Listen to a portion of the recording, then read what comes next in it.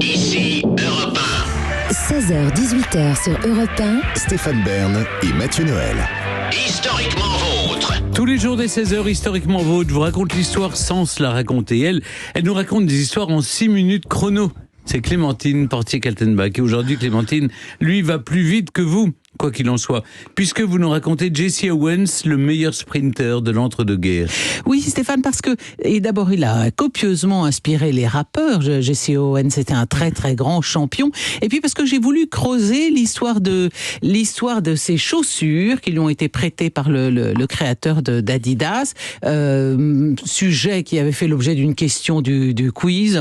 Donc là, ça, je l'ai encore en travers de la gorge, celle-là. Donc, je suis allée m'informer sur la question. Vous savez, les Jeux Olympiques de 36 à Berlin, ça a été le premier événement largement télévisé de l'histoire. Et pourquoi ces Jeux Olympiques en particulier, si on visite tous les Jeux Olympiques du XXe siècle, ce sont sans doute les plus célèbres, les plus connus, parce qu'ils se déroulent dans l'Allemagne d'Adolf Hitler, naturellement, et que Hitler voulait en faire un instrument de propagande, montrer la supériorité de la race aryenne sur les Noirs et sur les Juifs. Et pour ces Jeux Olympiques, il a fait construire un stade monumental de 100 000 places qui, pour l'époque, était une performance, 6 nouveaux gymnases. Et ces Jeux Olympiques de 36, jusqu'au dernier moment, les Américains ont failli les boycotter. Et ce qui aurait été une catastrophe pour l'athlète, le champion, sur lequel la délégation américaine fondait tous ses espoirs, l'icône absolue de ces Jeux, Jesse Owens, qui, le saviez-vous, ne s'appelait pas Jesse Owens, d'ailleurs il s'appelait James Cleveland Owens, et sa maîtresse n'arrivait pas à comprendre quand il disait son nom, parce qu'il avait un très fort... Ou sa maîtresse en classe, sa maîtresse à l'école, pardon, j'aurais dû préciser, bien sûr. Alors, Jesse Owens, qui était-il? Était petit-fils d'esclave, fils d'un fermier et d'une repasseuse. Il est né en 1913 et il était le dernier enfant d'une fratrie de 11 enfants. Et donc, quand il naît des passes où ses enfants leur père dans les champs, eh bien, ils allaient à l'école à pied, 14 kilomètres à pied tous les jours ça vous entraîne. Hein. Et en plus, son père, tous les dimanches, participait après le culte, participait à des courses à pied. C'est là que Jesse Owens a eu l'idée de s'y mettre également. Le paradoxe, c'est que cet homme-là était constamment malade. Il était très chétif, il était fluet, et tous les hivers, il chopait une pneumonie. Donc vraiment, c'était pas de la graine de champion. Et il s'est mis à s'entraîner très intensivement parce que, le matin notamment, parce que toute la journée, il travaillait.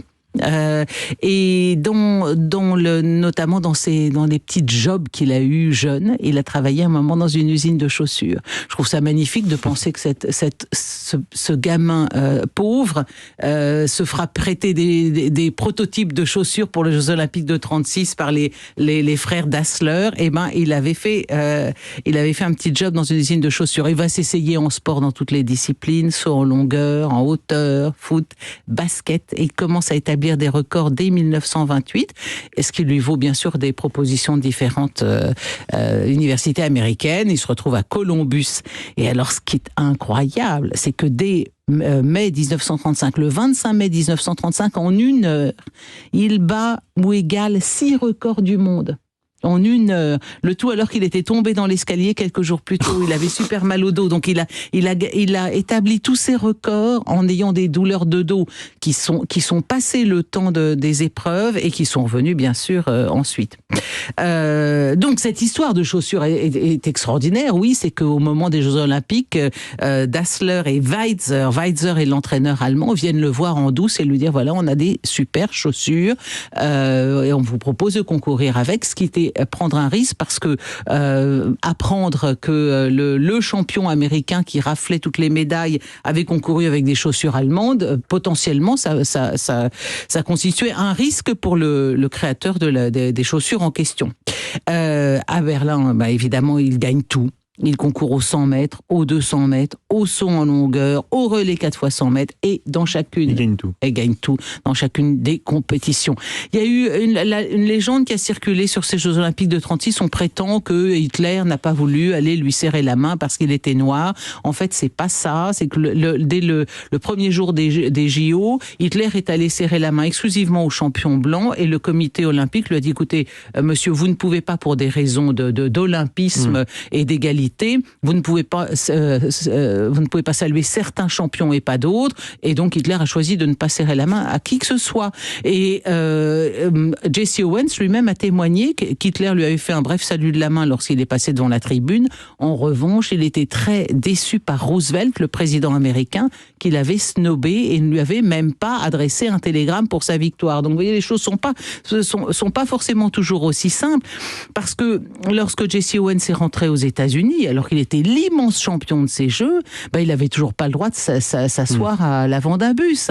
C'était la vedette du moment, mais il faisait toujours l'objet de la même discrimination que tous les Afro-Américains à cette époque.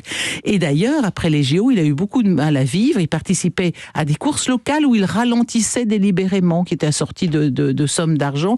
Il a même fait, Jesse Owens, des courses contre des chevaux, figurez-vous. Et il gagnait aussi ? Alors pas forcément, mais enfin, en tout cas, ça lui permettait un peu de gagner sa vie. Il a fait une carrière de relations publiques. Il a même été disc jockey de jazz à Chicago, Jesse Owens. Oui, j'ignorais ce détail.